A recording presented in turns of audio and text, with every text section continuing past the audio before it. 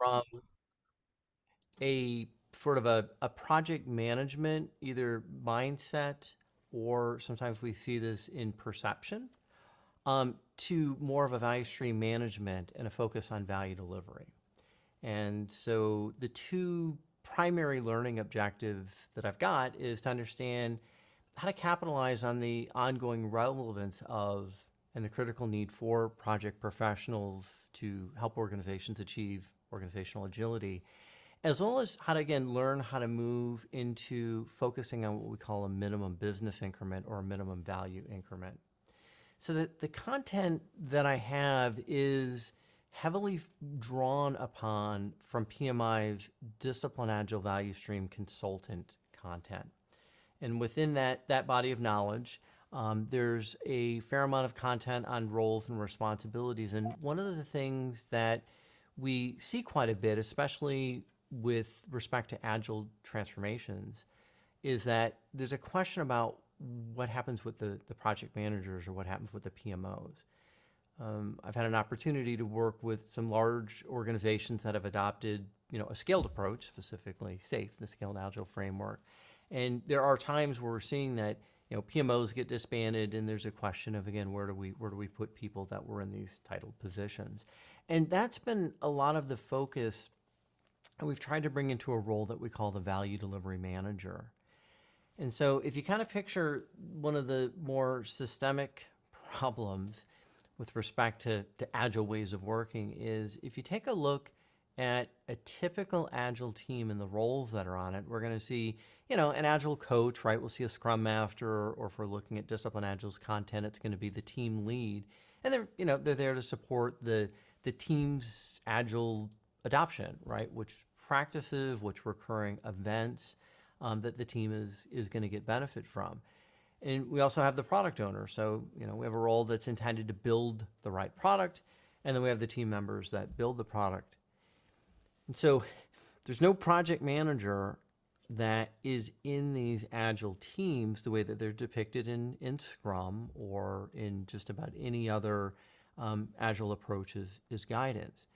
And so we see that, the question is then, if the project managers have been managing a project, and we see a lot of focus on product teams, we see a lot of focus on cross-functional teams that are self-organizing. Do we need project managers anymore? Or if we do, are they kind of outside of an agile team, right? They're seen kind of as that outsider. And so that's a growing question. Do project professionals have existing skills and experience that can be leveraged in an organization that is trying to achieve business agility?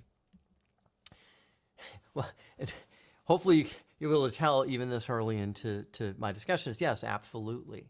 And so if we just kind of take a look at the attributes of all of you that are in project professional positions, you're, senior level of experience, right? It's not a role or a titled position that somebody just, coming out of school or coming out of just some other form of job that's going to move into one of these types of roles. The titled position is typically pretty empowered, right? You're either a decision maker or you're an influencer of decisions. You know how to get things done. You have great relationships throughout the value stream that you're working in, specifically more in the business domain a lot of times, which is really valuable. Understands how to measure outcomes, know about capacity management, and budget and value. So why is there so much confusion, or why is there confusion and misconception on the value that PMOs and project professionals play?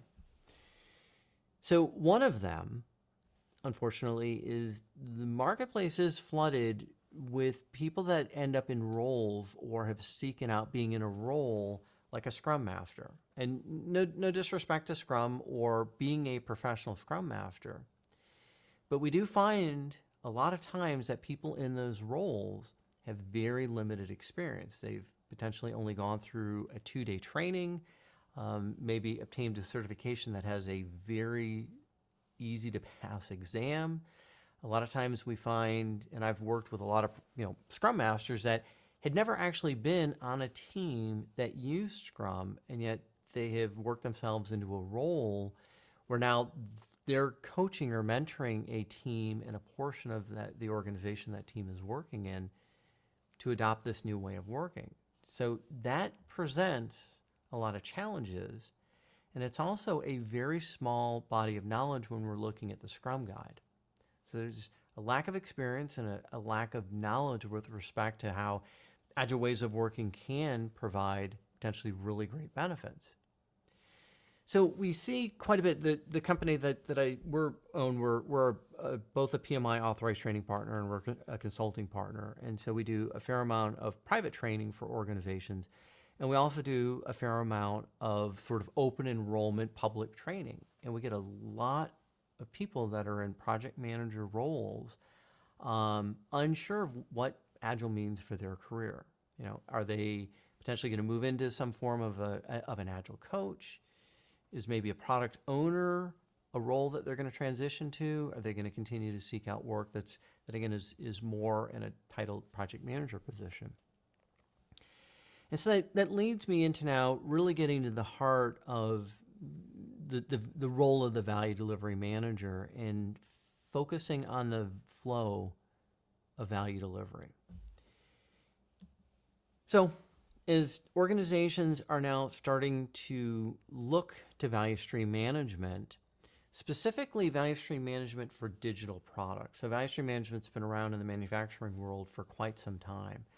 But what we're seeing through a lot of the more current or emerging guidance for value stream management with respect to digital products and services, right? Again, a lot of the content that PMI has driven a lot of awareness with their value stream consultant workshop and certification.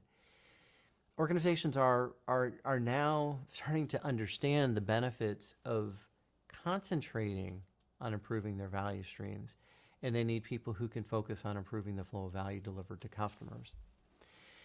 So for those of you that do have experience in organizations that have adopted Agile of some sort, and again, you know, most of the time it'll be Scrum or Scrum-based. That's what's just most prevalent and has been one of the most long-standing approaches with respect to Agile. And there can be an expectation that by just adopting Scrum, or again, by adopting Agile at the team level, that there's going to be a very significant improvement in efficiency, 400% or 4,000%. In practice, that's typically not the type of results we're gonna see, right? I mean, unless you've got a really significant challenge with people that are on the team, we're not going to see that type of an increase in efficiency. Yet, when we look at things like the State of Agile report, the things that are at the top of the list typically are decreased time to market, improved predictability, decreased risk, a number of things that we find in principles and factors for effective value stream management. And so that's where, again, we're seeing that there is a lot more interest and a lot more awareness of how that can benefit an organization. So we see the project manager role, and whether it's in reality or it's in perception, a lot of times there's still a belief that the focus is on scope and scope management. What we want to be able to do is transition both in reality and in perception, that we're looking at the value focus, and that's a very different thing. And if you could see the graphics that I would have to depict this, if we take a look at a value stream, it's always going to begin and end with a customer.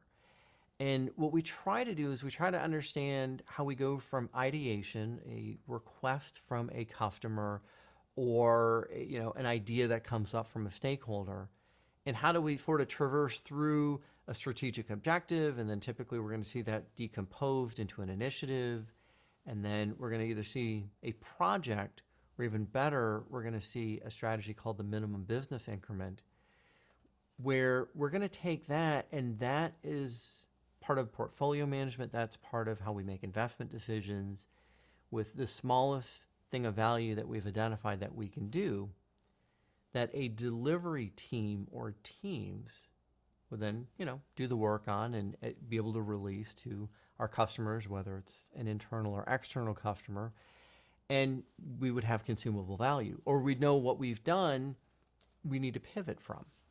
So we've got our delivery teams kind of on the left-hand side and on the right-hand side, and on the left side where those investment decisions are being made, how we're determining the right value that we're going after. And again, that's got to be defined by each organization and then potentially down to a lower level each value stream. We'll have roles like a portfolio manager and product managers. And this idea of having a value delivery manager role sort of at the intersection is all about improving the flow of value. So the things that we want a person in this role to be able to do is, for one, concentrate on the value stream. We want to use principles of effective value stream management as a way to improve the environment where the work is getting done by the teams. And this ties in something that's called middle up, down management, where we're not trying to be focused on resource utilization and 100% of their, everybody's capacity being utilized. What we're trying to do is we're trying to have people in management roles that are looking at the environment or the system where the work is getting done and improving it to make it more efficient for the teams to be able to get on with doing the work that they're doing to, again, deliver this value. So these 8 principles or factors for effective value stream management. The first one is building in small size increments. And when we do that, we're able to get quicker feedback. So we reduce the time of our feedback cycles. Now, this is one of the biggest benefits of any agile way of working, is that instead of going for longer periods of time and doing, a significant batch of work and then handing it over to people that are going to do sort of the next portion of the work, we're decomposing the work into something much smaller so we can get it done quicker and we can get feedback on it sooner. And by doing this, this is one of the best enablers of decreasing time to market. Again, just by reducing the batch size, or the size of scope, the quantity of scope, we're able to get that work done in a shorter time period, which means we're decreasing time to market. When we have smaller size increments, it is easier to estimate both the size of the work and the complexity of it. It is also simpler to understand what is higher value versus lower value. So just think for a minute. Think of some of the projects that you've managed, some of the projects maybe you've been on as a team member, and a lot of times they're maybe for a particular product. So one product, one system that's being enhanced. But a lot of times we'll have disparate functionality, and by that we could probably lay out all of the feature level requirements or the epics, or identify new business capabilities that these larger quantities of work, versus something like continuous delivery, where we're implementing very small size requirements on a really frequent basis. So larger scope of work, and we could probably circle specific units of that scope that we potentially could do on its own, right? It's like its own little mini project. And assuming that the economic aspects, the cost of doing a release are not going to outweigh, releasing something smaller and more frequently, like maybe every couple of weeks or every 2 or 3 months versus something that's a 6 month or longer type of timeline. That's how we're going to be able to get this quicker feedback and decrease time to market and be able to really compare the value of those more discrete increments a lot easier. So some of the techniques that a person in the value delivery manager role can use is, again, this strategy of the minimum business increment, which I think is one of the most important recent additions to discipline Agile over probably the past decade. And when we do that, we're also able to form a business backlog in our portfolio management space, right? Because we have smaller units of work that we can make very discrete decisions on, and also understand all of the things that need to happen for that increment of value to get released. Sometimes we're going to need support from an area, sort of, an enterprise or a supporting area, legal, marketing, vendor management, procurement. We also can identify specifically for that increment, are there any impacts to the operational portion of the value stream? Are there any changes there? How is it going to be supported? The other thing this also enables is typically a much more efficient intake management approach, right? And one of the challenges that we see with these larger scopes of work, projects that, again, we could break down by identifying these minimum business increments, is that they take a long span of time where stakeholders don't want to wait 6 months or maybe wait a year to be able to ask for something else. So we see a lot of unplanned work. Now, sometimes the perception is, well, it's a small little bit of work. But even small things can have quite a bit of an impact from a delay perspective, from, again, pushing us to a point where we have more work in process, or we're overutilizing people, which cause, a whole series of detriments. The next principle that we focus on with the role of the value delivery manager is to either reduce or eliminate delays, right? So when we have work that moves from something that's actively, tasks or activities that are actively being done versus just waiting for the next thing to happen, either waiting for feedback or waiting for the next set of activities to have happen. Well, for one thing, what we're going to find is we're going to see, a longer span of time to market. Again, delays are, by their very nature, going to impact how quickly we can get something completed and released. We're typically going to see that there is a lower level of work in progress. The other thing that it does is it decreases the risk of uncompleted work, right? So anytime we've got work that's sitting and waiting, we're not able to get it to a point where, if we've defined what done means, that the work is considered complete, and again, we're able to release it, or we know that it's there ready to be released as soon as it makes sense to do so. So some of the options, some of the things that we find in the DA knowledge base to be able to focus on reducing or eliminating delays is, for one, is we can do value stream mapping. So we can take a look at, again, our touch time or the value adding time versus waiting, and start to do some analysis of why work is waiting. Are we short on some skills? Do we have just a broken process, something that we can do to improve the flow? We can use visual controls like Kanban boards. And through Kanban boards at different levels, right, different levels of requirement, different levels of work, we're able to start doing things like story tracing and feature tracing, where we are identifying how long work is waiting, right?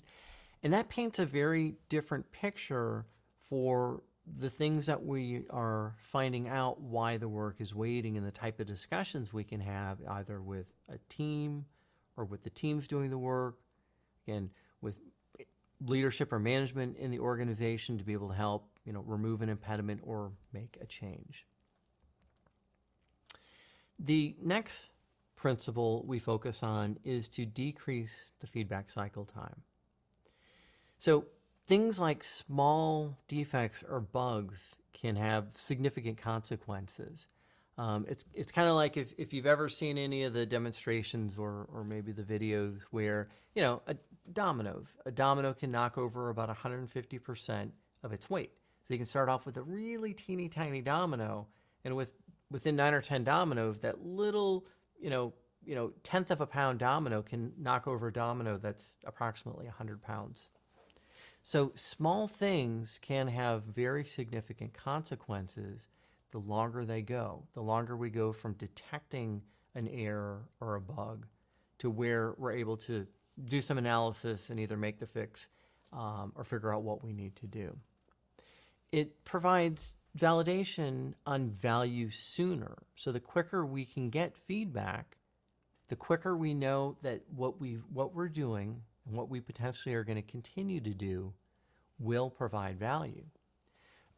So in some situations, what we might find is, we implement something at a low level like a user story, or we implement something at a higher level like a feature, which is typically going to be a business process with kind of a primary flow or some primary behavior, step by step by step by step. This is what the user would be doing, and some alternative and air handling types of conditions.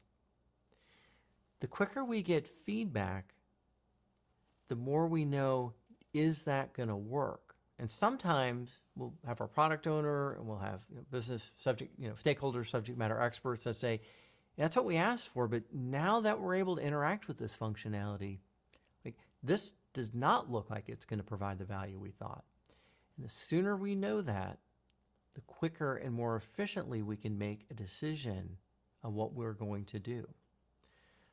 Short feedback cycles are going to catch errors quicker, and it's also easier to identify missing functionality. So again, if we're able to get feedback and we're traversing through a workflow, we're doing that step by step by step, it's easy to see when we've got something that's missing.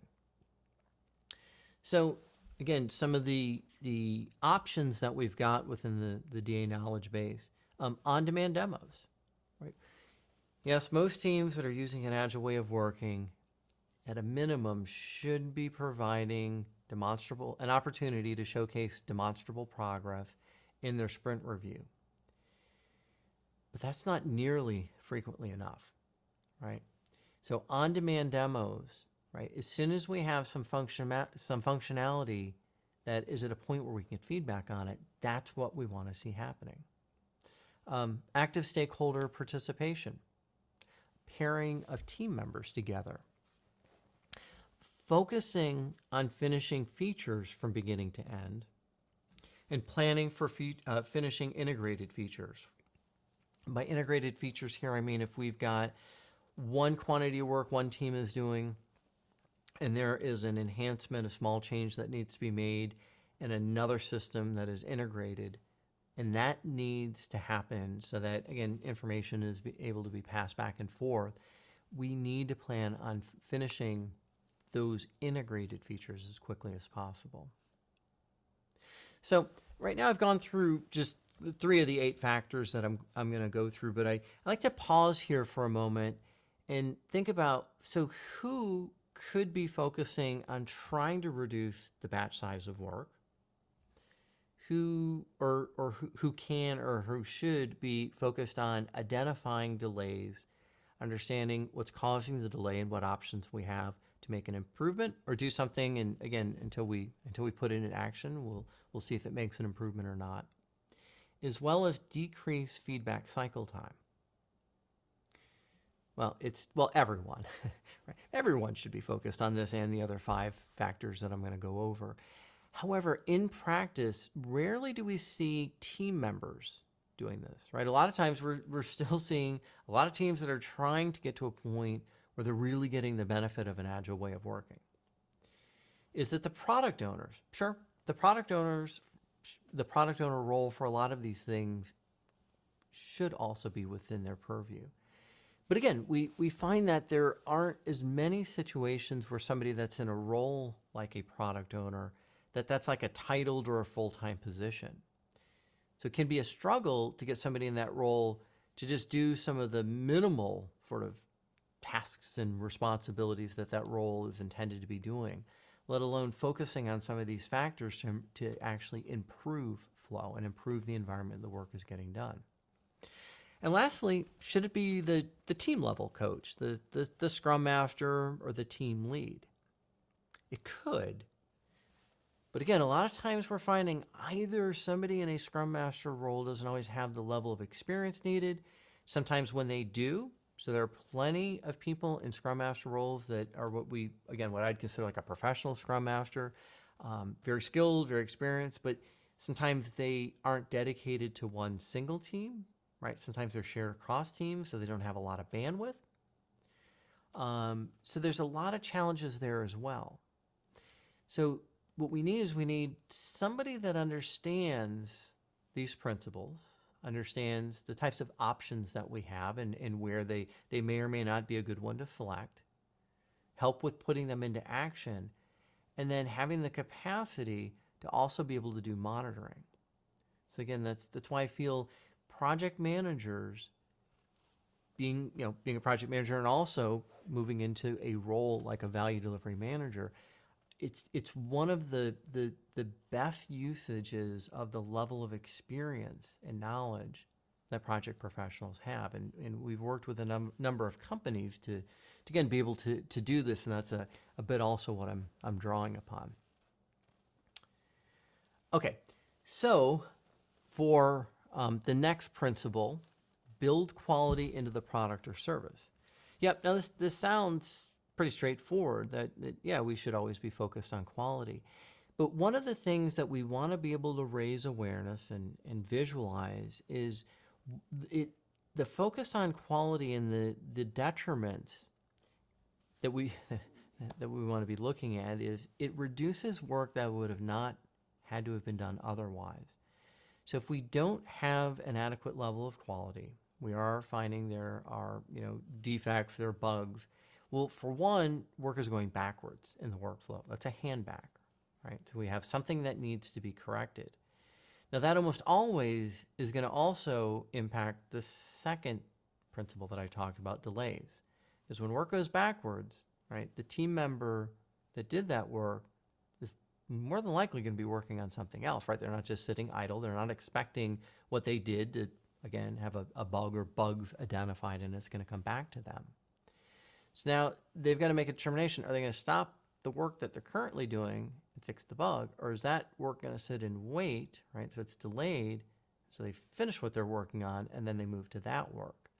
And so there's context switching, right? There's an additional quantity of work that now needs to be done if we would have just had a better focus on quality. We also see that this reduces the risk of uncompleted work as we are looking at higher levels of requirements like features or epics or our business increment level. Definitely decreases work in progress. Again, when work's going backwards, then we're going to see a higher level of work in process. And it also improves feedback.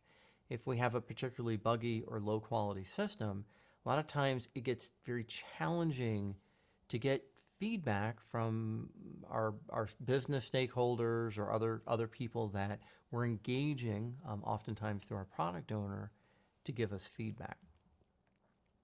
So some of the options: visualize and track handbacks. Again, we can use Kanban boards to do this quite effectively. We can align cadences and integrations. We're able to focus on reducing uncompleted work. And we're also able to do different dimensions of testing. We're able to test end-to-end features as well as those integrated features that I mentioned previously. Next principle is use visual controls. So visualizing the workflow and the work within it and having explicit agreements about how work moves. This helps to reduce surprises, right? We don't catch people off guard. If the work is visualized, right, there's a higher probability people are going to see what's coming, and we'll see downstream and sometimes upstream impacts managed quite differently. It helps to eliminate reduced or invisible work, and it also shrinks work in progress and context switching, because when it's visualized, we're able to show what happens when we've got unplanned or pushed work and the impacts that that's going to have. So again, some of the ways that we can have a value delivery manager help is we can do value stream mapping, which I've mentioned for, again, identifying delays. We can do different types of process flow modeling. Now, one of the lower sort of effort and really high value ones is we can use Kanban boards at varying levels and we can have explicit agreements in different states than we typically see in those types of boards. So for those of you that have used or seen Kanban boards, right, the most simplest one is we're just going to have a to-do column and then a, in process and done. Most agile teams will have something like to do and in development and then in QA, in validation and done. By simply adding additional states that represent holding queues, we're able to see how long work is waiting. If we've got it moving from in development to in QA and there's a holding queue, we can start to measure how much work is sitting there waiting. So by visualizing our workflow and by visualizing the work, we're able to start to identify trends, we can start to see outliers, and then start to do some analysis on why that's happening, and again, what can we do to improve it. The next principle is keep work in process low, right? And when we have a manageable amount of work in process, we can expect to see fewer delays, working on the highest value items, a higher level of quality, and people are not going to get burned out.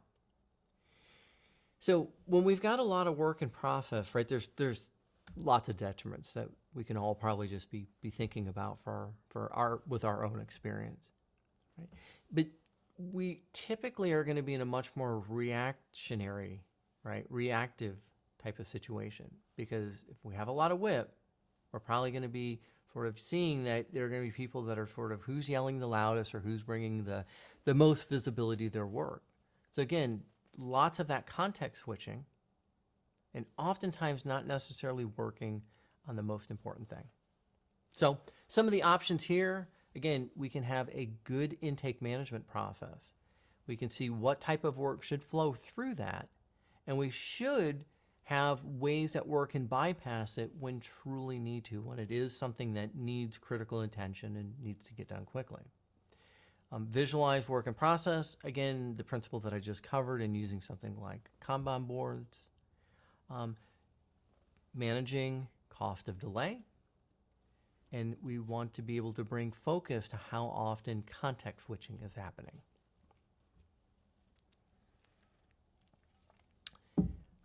So two more principles. Principle number 7, focus people on one product or service. So this is one of the ways also that we're going to see a reduction in work in process and context switching. It will reduce delays.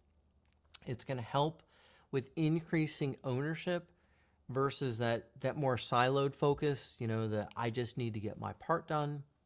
And it also helps improve predictability. And so we see a lot of times in organizations where people are working on 2 or more sort of quantities of work, whether they're working on 2 or more projects, or they're working on, an enhancement project, but they're still having to do maintenance work, or whatever that sort of mix might be. And what we want to be able to do, for one, is we want to bring some transparency into that, right? We want to show what's happening as people are focused on more than one thing. So again, some of the options that we've got within DA's knowledge base, focus on transitioning people into more of a product team, a long-standing team. Use the strategy of minimum business increments. Again, that's that smaller size scope, that smaller batch size that we talked to a little bit in principle number 1. Start to measure the impact of context switching, right? Sometimes we can't get out of the situation because that's just how our culture and how we're currently organized. But we definitely can have somebody like a value delivery manager that is starting to measure the impact, again, to be able to have a different type of discussion to try and move people out of that type of a situation. And the last principle is arrange people to avoid delays in workflow. And this is going to help to reduce the cost of delay. It will reduce dependencies and handoffs. It will reduce cross-team or cross-organization dependencies, which will also lead to less context switching. Now, some of the options that, again, we have in DA for doing this, have a bit of complexity to be able to move people around. But one of them is called the Focus Solution Team. And for situations where we've got multiple products that need some level of enhancement for a customer, or an internal or external customer, to be able to consume value, then we might have multiple teams that are supporting each one of those products. So we want to take a look at the cost and the overhead of managing dependencies and coordinating activities versus reorganizing people into a team that could do that work, especially when we're in situations where that's kind of a recurring thing. We're going to have a regular recurring situation where multiple products need to be updated. We want to see if we can form a team with all of the experience and knowledge and authority to be able to make those updates. Another technique we have is borrow a team member.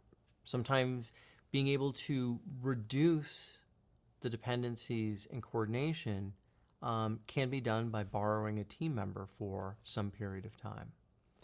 And the other is to take a look at the shared service model that's in place in the organization. Is it more of a request system where you've got a first in, first out sort of ticket approach or request approach versus, again, focusing on something like the cost of delay and balancing the capacity of people in our shared services areas with minimizing delays and minimizing impact to the teams that have work that they're going to help get done. So those are the 8 principles and just some of the things that a value delivery manager can focus on, some of the options that can be looked at and potentially put into action to see if it'll make an improvement. So build in small size increments, decrease feedback cycle time, reduce or eliminate delays, build quality into the product or service, use visual controls, keep work in process low, keep people focused on one product or service, and arrange people to avoid delays in workflow. So some next steps. How do we see people learn, like yourselves, learning more and again growing into a role that is more focused on improving the environment, improving the system where the work is getting done, thereby making sure that we're sort of uncorking the potential that our value streams and our organizations have. One way is to consider the Discipline Agile Value Stream Consultant workshop that PMI has. So that's one of the best ways, and again, there is tremendous guidance that is within DA that unfortunately not a lot of people know about. Another one is just understanding the different ways of working. Most of the time when we talk about Agile, people are going to consider that a time-boxed approach, again, using sprints or iterations. But we also want to have good awareness about lean ways of working, right? A Kanban-based approach.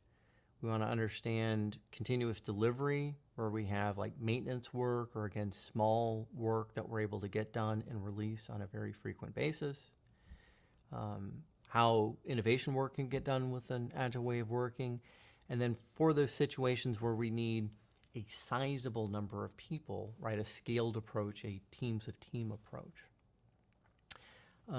We also have a value delivery manager focused one-day workshop. It sort of distills down a lot of the content that's within the value stream management course, the DAVSC course, the value stream consulting course, but really focuses on what a project professional that would be attending to the principles and some of the options that I've covered in this presentation. So that's just we have a one-day workshop for that.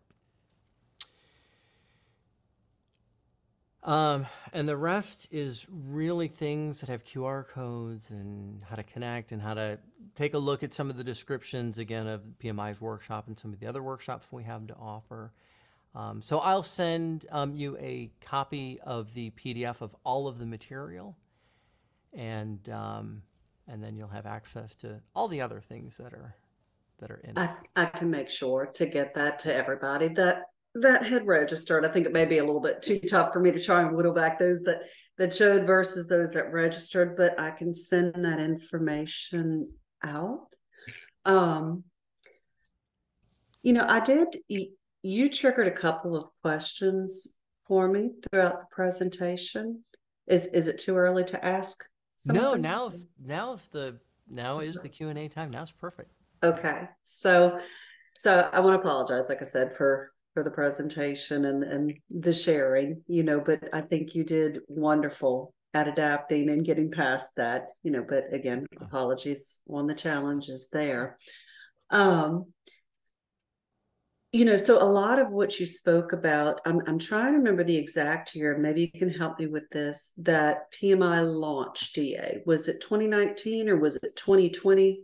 So PMI acquired Discipline Agile midway through 2019. It was in August of 2019. Okay, okay. And And I and sorry. I was going to say, and then the launch of all of the new workshops was like January 1st, 2020. Okay. I remember when all of that was going, I couldn't remember the exact time because, again, pandemic a few months later and everything sort of got mixed up. Like, I remember their switch from the REPs or registered education providers to the Mm-hmm. authorized training partners, and then the launch of DA. And you may know this, and I don't know if anybody else on the line does, but I remember that for a while for PMI members, they had the ways of working was available for free download, like the PMBOK is. I don't know if they've still got that out there. And I had read quite a bit on that too. And it is very interesting. It's very different from the PMBOK, and it is even still different from like the PMI Agile certified practitioner, which that covers a lot of those offshoots. But I feel like DA is definitely probably more enterprise focused. It Is is. It is something that is much more focused on organizational agility. And I'll give you just the 1 or 2 minute overview for anybody that isn't familiar with the background. So Discipline Agile originally was released by IBM in 2012, and it was um, at the time, IBM had the Rational Unified Process and an open source version, and they had within like global services, the big consulting part, they had Agile at Scale, and so what they did was they took a lot of they took all of that content plus a lot of other content as sort of the beginning. And at the time, Scott Ambler, who is one of the co-creators of Discipline Agile, was an Agile thought leader for IBM. And so all of the existing approaches that have some level of persistency in the marketplace. So Scrum, and around 2012, that's when the Scaled Agile Framework came out, and a lot of content from Lean and Agile data and Agile modeling and stuff in DevOps, and that's sort of where Discipline Agile's origins came from. IBM donated all of the intellectual property of DA to the Discipline Agile Consortium in 2015, and then PMI acquired them in 2019. So over a long span of time, what became a knowledge base continued to evolve and be augmented. And the DA browser, which really supplements the Choose Your Way of Working book that you can still download for free if you're a PMI member. The Choose Your Wow book was over 400 pages, so it's a reference book. What I typically would recommend to people is, you'd read the first like 100 pages, which really describe the problem DA solves and the way the practices and the strategies in Discipline Agile, they're organized around outcomes or goals. And so there's these things called process goals, and there's it's a way to, again, it's a container of information. That approach was changed, a wonderful decision by PMI. So the current Choose Your Wow book is about 100 pages. So it went from this orange cover to a purple cover. The other like 300 pages, that is all in the DA browser, which is freely available. PMI has made, you don't have to be a member, you don't have to have a PMI account. anybody can access it just by going to it. And I'll drop a link to it in the meeting chat in just That's a actually moment. helpful. That actually reminds me, isn't that kind of, it's almost sounds very similar with what they did with Pinbox 6. Like they took that massive book, scaled it down completely to the seventh edition, and then PMI Picks is, I think, what they've done with more of the inputs, the outputs, the tools, techniques, and stuff like that. They just moved it in a different place, I think. Yeah, the DA browser, and I dropped the link in the Zoom chat. Um, it's kind of like a mini Wikipedia, and a lot of times I'll get asked like, "Hey, what's DA's biggest competitor? Is it safe or is it?" Well, it's I see it as more like the biggest alternative is Google, because if you're wanting to know like what are practices for testing with Agile, or what's a Kanban board, or what does optimized flow mean, most of the time you're like, oh, I need to Google it, right? So the problem with using a search engine is that you don't know if the results that you're looking at are really good ones. They might be popular and they've turned up in your results, but you don't know if it's really a sort of a vetted or curated, right, thing that you're looking at. The Have other you ever thing, tried using Chat GPT for um, disciplined agile? I haven't tried that yet, but I'm um, just, it's a thought, and I I've heard they I have, updated the. and I think we'll see AI being brought into DA, into the browser probably at some point in the hopefully near future.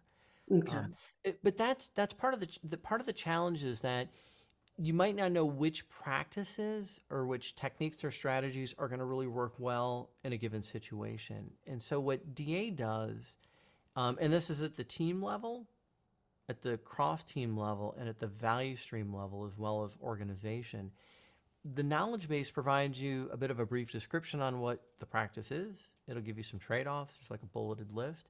And then there's additional resources via links, whether it's sort of within the PMI ecosystem or to some external reference that again has been vetted by someone at PMI. So it's content like where all the heavy lifting has been made and it's free. Right. So Oh, PMI's done a really great job at evolving DA and the content. There's currently almost 2,000 practices, agile and lean practices within the knowledge base. So they're, in, in this space, I tell you that's quite a lot. I mean, 2,000 covers a right. lot of different types of work and team formations and organizational challenges and that type of stuff. In your experience, have you seen many other industries other than technology or software technology come through DA? Yeah, I've read it and I can see where it cross translates across industries and it's most applicable to enterprise information Yeah. technology. But how would you Excellent paint the question. value for other industries too? Yeah, excellent question. And I can say absolutely. So we've worked with construction companies to use DA. We've worked with a pretty sizable sign manufacturer. So like signs you see hanging on buildings Okay. and very custom signs that have like a lot of movement in them and that digital signs and that type of so a sign company. We've worked with marketing areas. We've worked with professional services companies, right, that deliver services that have used DA to improve service delivery. So we've worked a lot in IT or software development, but we've also worked with a number of organizations that do work completely outside of software or IT. Worked with a sizable government agency whose primary work was putting stuff in a content management system, a pretty massive amount of content in a content management system. And so we worked with them to adopt DA to be able to do that a lot more effectively. I think the mindsets of it are good. Like a lot of times with the word agile, I feel like people get very, there's a lot of tools and there's a lot of frameworks that go with it. But Mhm. to me, I do think a lot of it just goes back to the mindset. If you boil everything back, and even like Kanban and taking smaller increments, I mean, that's whether in project management or not, sometimes we just have to do that with our day and planning our day Yeah. from when we wake up in the morning and brush our teeth to what we're doing next and how much we're fitting into that time and space. And we know how to do that in our own lives, but sometimes when we get onto huge teams, it becomes very jumbled. So just going back to that mindset of all humans can only handle certain capacity and context switching. Multitasking is great and it has its usages, but flipping back and forth can Mm, just shred the system. So thank you. One other thing I also like to mention, and a lot of the so DA prior to PMI's acquisition had some value stream management content in it, and also had sort of some placeholders. When PMI acquired Discipline Agile, it also acquired another company at the same time called Net Objectives, and Net Objectives was a leader in value stream management for digital products. And so a lot of the value stream consultant courses, workshop materials, and a lot of the content we're going to find in the DA browser, and we're going to find in the DA microsite and other areas within PMI really is using a lot of that content as well. And as a project professional, again, the things that are in there to improve the environment are pretty substantial. So there's a lot of sort of untapped content that PMI has that unfortunately people just don't know both exists and is continued to be refined. There's some I do a lot of work in this space. I sit on the board of the Value Stream Management Consortium, so I see a lot of things in this particular area, and PMI has some of the best content that is there. that is good to know. And you're reminding me of a very quick tangent. This is just on PMI in general and just the people in the group. In addition to DA, they have come out with the construction certification. So for you, those of you that are in that industry, you may want to look that up on PMI. And they also announced at the Global Summit that they recently acquired PMO Global Alliance. Mm-hmm. So they're going to start having more certifications in the future that are offered that are specifically geared towards PMOs as well. So that's just general knowledge for people in the group, because I know we go in and out of a lot of different types of meetings and themes, and sometimes people are like, "Gosh, I'm not at this place. This doesn't apply to me." It's a wild world out there in PMI.org, and as a chapter leader, we just try to bring as much information as we can and tidbits to just kind of educate people.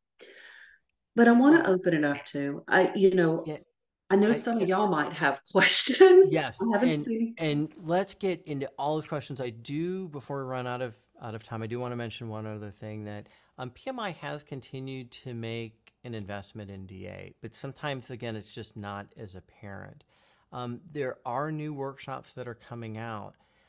There is a new one that's called DA for Teams that is focused really at the organizational level versus sort of the individual level. It is designed to take teams. Currently, there's multiple starting points for this workshop, but the current one that was released is if you're in an organization that is using Scrum, it's a way to do a rapid design workshop to raise awareness and show them how to use the DA knowledge base to solve potential impediments or problems that they're having. In the meeting chat, I dropped my LinkedIn information. So I also I spend a couple of days a week working with the DA IP team for PMI. So I do a fair amount of work with them on the new workshops that are coming out and the content. So if anyone has any questions on new workshops or again this new DA for Teams, by all means just send me a message on LinkedIn and I'd be happy to share additional information. And with that, yeah, let's open it up. Any questions? I see a question that came through the chat to Oh, me. Do you have any book suggestions for pulling stakeholders into adoption? Any book suggestions or any best practices to help align stakeholders? Oh, so it depends a bit on your context. So sort of in the DA space, there is so there's three books on discipline agile. There's the one that most people know about, which is Choose Your Way of Working. And again, as a PMI member, you can download an electronic version of that. There is an executive handbook. It's a much smaller book and a smaller read, and it gives you some context on how to describe sort of the value DA brings. It describes sort of some of the approaches to use DA within a organizational transformation or an agile adoption. So that's one book I would recommend. Again, from a DA perspective. And then again, I've got a number of books that I could recommend depending on your situation, your organization, again, some of the constraints you might have. So again, if you'd like to, send me a note on LinkedIn with a little more context, I'd be happy to give you a couple of book recommendations. And if I can't, so the guy that was the developer of like the DAVSE content and his company Net Objectives that was acquired, Al Shalloway, when he left PMI after the acquisition, he and I are partners, and Al, if there's anyone who can recommend one or more books on almost any topic in this space, it's him. So again, I'd be happy to also have a quick chat with him and provide any additional recommendations. I'm going to say the claim code. I'm going to segue just right quick because I was typing it out. So just a quick reminder for folks that are in the meeting, if you're a member of the chapter, your PDUs will be submitted on your behalf within a couple of days, maybe even after this meeting.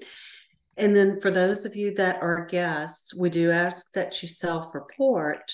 I'm going to drop this in the chat, but the claim code is C1063O, a capital O, BZJS. And I'm going to go ahead and I'm going to put that in the chat as well.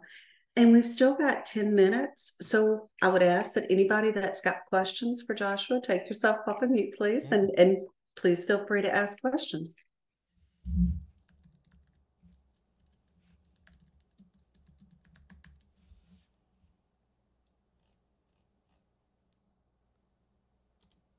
And while we're waiting to see if anybody does have a question, let me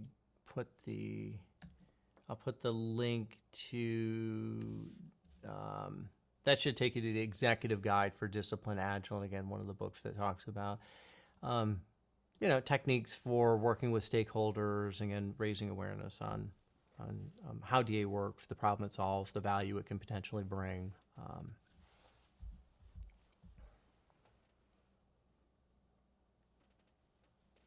Show of hands, does someone chime in? Was there anybody on the call that has heard of DA before or has gotten the DA certification from PMI?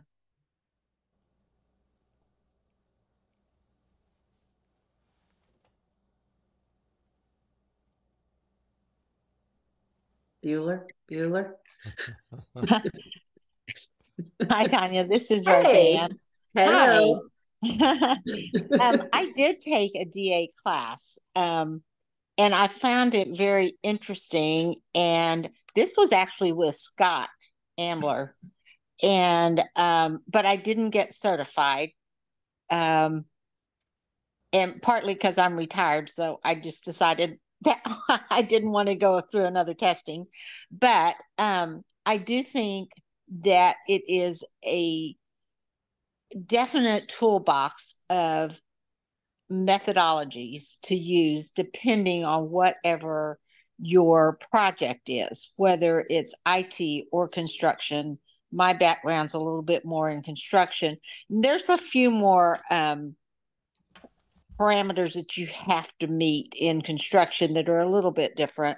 So you just have to figure out the ways to work it.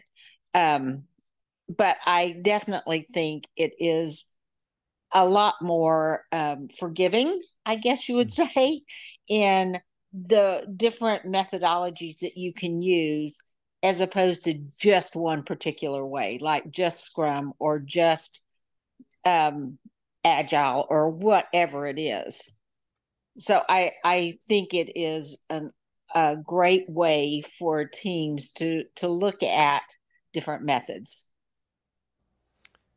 Yeah, excellent point. I mean, that's probably the biggest differentiator with DA compared to pretty much every other agile approach is that it is not a prescription. So there's not really one way of doing DA. It is very flexible, and it allows you to either evolve or design a really fit for purpose way of working, at the team level or at the value stream level, while still balancing enterprise concerns like governance and compliance or the type of work you're doing. So yes, construction is going to have different things, different attributes than, developing software.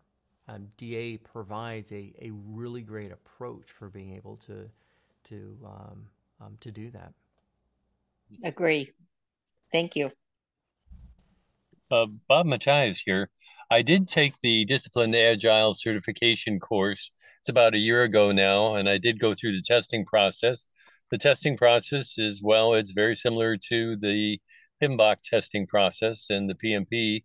It is rigorous. It does help. You really do learn the different basic parts of Disciplined Agile. But what I found really fascinating, and it was a point that you focused on, is that there is no one math or agile methodology works for every situation.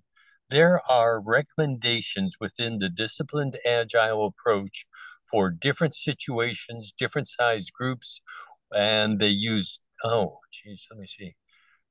I can think of Six Sigma, I can think of Agile, and there's probably about a half dozen other methodologies that are actively used in the disciplined agile methodology.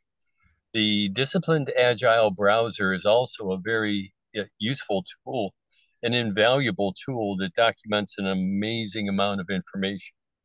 In terms of its being a very effective methodology, I'm sure that it is. I unfortunately work in a very structured environment today, in a stage-gated environment. However, I have been able to carry over some of what I learned with regards to the disciplined agile approach and to apply it in different parts. And I think I'm seeing some cost savings and time savings as a result of it. I don't want to hog the conversation here, but I hope that my input is a little bit helpful here and helps guide some other members. Certification is always beneficial. Learning, and especially learning about agile and changing communities and agility within organizations, invaluable tools. Thank you. Yeah, excellent.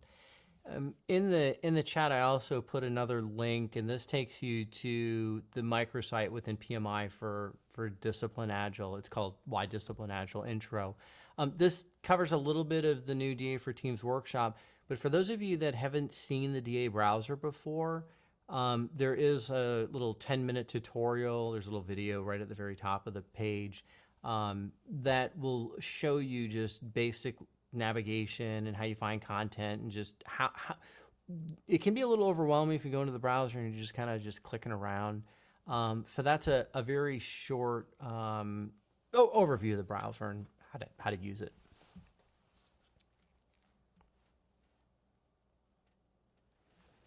Thank you.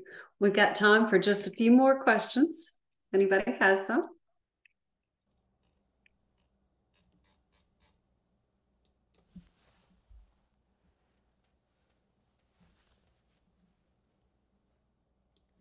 Right.